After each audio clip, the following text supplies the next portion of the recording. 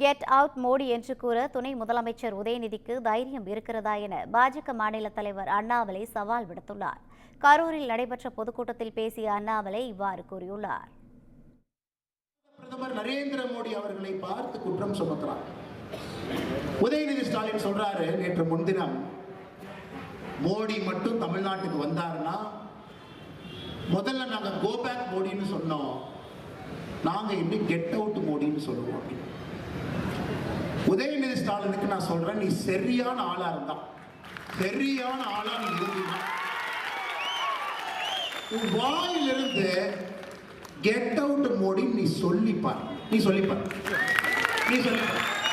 இல்ல எங்க அப்பா முதலமைச்சர், எங்க தாத்தா 5 முறை முதலமைச்சர், நீ சொல்லி பாடுறா பார்க்கணும். நீ சொல்லிப்பாரு.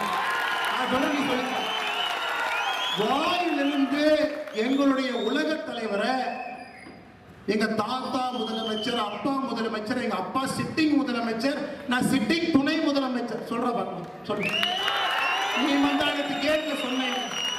2 நாட்களுக்கு முன்பு நீ என்ன சொன்ன? சென்னையில கெட் அவுட் மோடி, வெளியே போடா மோடின்னு சொல்லுவாராம். உன் வீட்டுக்கு வெளியே வந்து பால்டாயின் பாபு போஸ்ட் பண்ணிக்கோ. நீ சொல்லுகின்ற அதே பாஷையில நான் பேசுறேன். உனக்கு ஒரு உலக தலைவரை மதிக்க தெரியல, ஒரு கத்துக்குட்டி. நீ சொன்ன ஒரு ஆளுமே 3 மொழியை படிக்கிறான். மோடியை என்ன சொல்றார்? மும்மொழி கொள்கைங்கிறது என்னங்க ஐயா? படிக்கிறதெல்லாம் தமிழ்ல, ஒரு ஆங்கில மொழி, ஏதாவது ஒரு இந்திய மொழியை 3வது மொழியா படிங்கன்னு சொல்றாரு.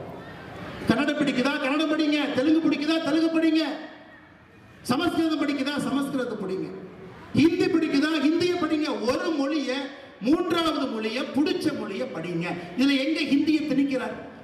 எங்கீங்க ஹிந்தியை திணிக்கிறார்?